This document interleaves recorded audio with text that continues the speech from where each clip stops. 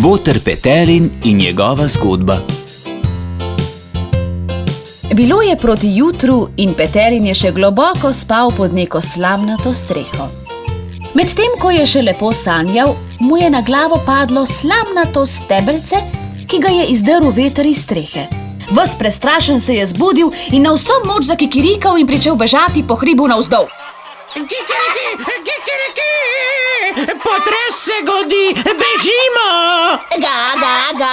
Kam tako hitro, Boter Petelin? Kaj si tako prestrašen, Po svetu! Bog nam pomagaj! Potres je! Poslopja se rušijo! Tramovi padajo! Kikiriki! Če je pa tako, je najbolje, da se ti pridružim. Kar s teboj grem, Prav si se odločila, sestra Raca! Beživa! Mjav! Kam, Boter Petelin? Kam pa vidva tako hitita, mjav? Beživa! Potres je! Poslopja se rušijo! Skoraj bi mi tram padel na glavo. Ko sem to povedal Raci, se mi je pridružila. Mjav, a tako? Potem pa, če dobro premislim, je najbolje, če se vama tudi jaz pridružim. Prav razmišljaš, botra mačka, Kar z nama pojdi. Pa pojdimo dalje, mjav. Zbudili ste me! Kam pa vi trije? Kam tako hitite? Bežimo, potres je! Poslopja se rušijo! Skoraj bi mi padel tram na glavo in me ubil! Pa sem to povedal Raci in se mi je pridružila. Tudi mačka je sklenila, da gre z nama po svetu. Potem grem pa tudi jaz. In tako so skupaj bežali Petelin, Raca, mačka in pes. Na svoji poti so srečali še osla, vola in nekaj drobnih živali. Slednji so se jim pridružili in vsi skupaj so bežali naprej. Bežali so ves dan in bližala se je noč. Ko se je povsem stemnilo, so ravno hodili po gozdu. Bili so lačni, utrujeni in obupani. Takrat se je Petelin odločil, da sfrfota na drevo in pogleda, kaj je za gozdom. V daljavi je ugledal luč in o tem poročal svojim prijateljem. Veselo so nadaljevali pot, vse dokler niso prišli do samotne hiše. Osel, dragi prijatelj, postavi se ob zid in pes naj ti skoči na hrbet in pogleda, kaj se v hiši dogaja.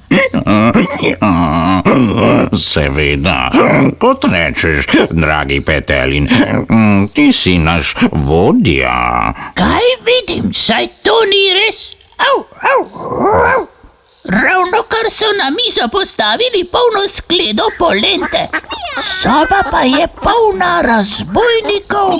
Čudovito, odlično, vse bo naše. Ne bomo še poginili od lakote. Takole bomo naredili. Poslušajte me. Jaz bom zletel na streho, vi pa se poskrite okoli hiše. Ko bo prišel pravi trenutek, bom na ves glas zakikirikal. Takrat pa se še vi oglasite, kolikor vam dovoli grlo. Tako so tudi storili. Petelin je zletel na streho, da bi videl, kaj se v hiši dogaja. Medtem so razbojniki že posedli okoli mize in se pripravljali na večerjo. Takrat je Petelin na vso moč zakikirikal, takoj na to pa so se s svojimi glasovi oglasile še vse druge živali.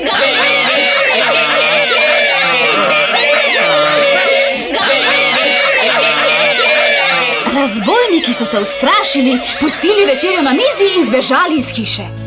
Živali pa so posedle k večerji. Ko so se najedle do sitega, so se spravile spat. Petelin je zlezel v dimnik. Mačka je počepnila na ognjišče. Pes se je raztegnil pod mizo.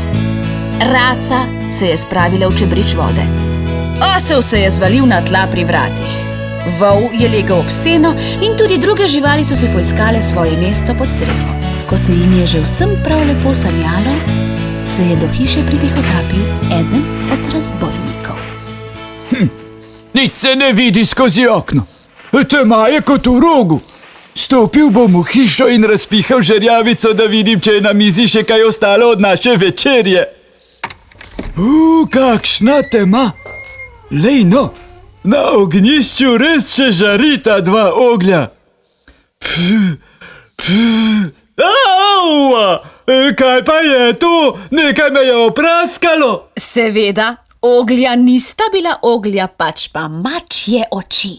Mačka je jezno skočila na noge in opraskala razbojnika.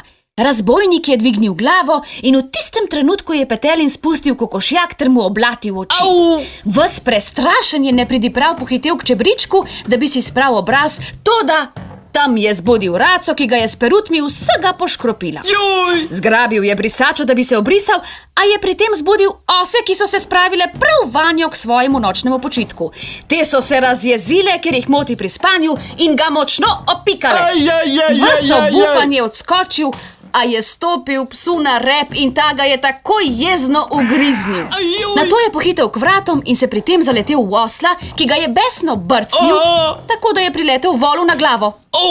Vol pa ga je razjarjeno vrgel z rogovi skozi vrata. Tovariši, bežite! Reši naj se, kdor se more, po meni je!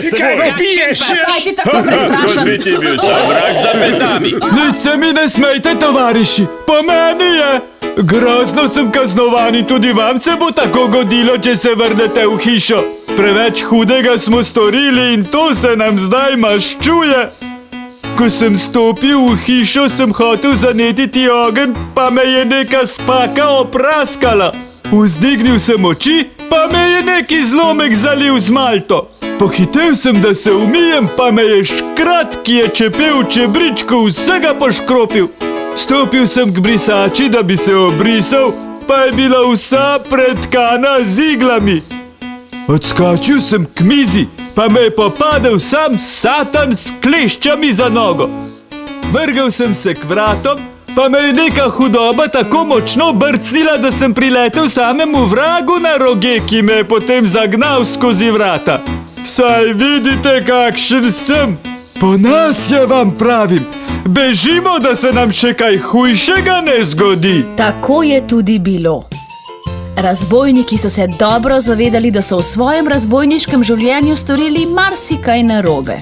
Prestrašeni so se pognali v beg in se razpršili na vse strani neba in nihče več ni nikoli ničesar slišal o njih. In vse to zaradi botra Petelina, ki je menil, da je doživel potres.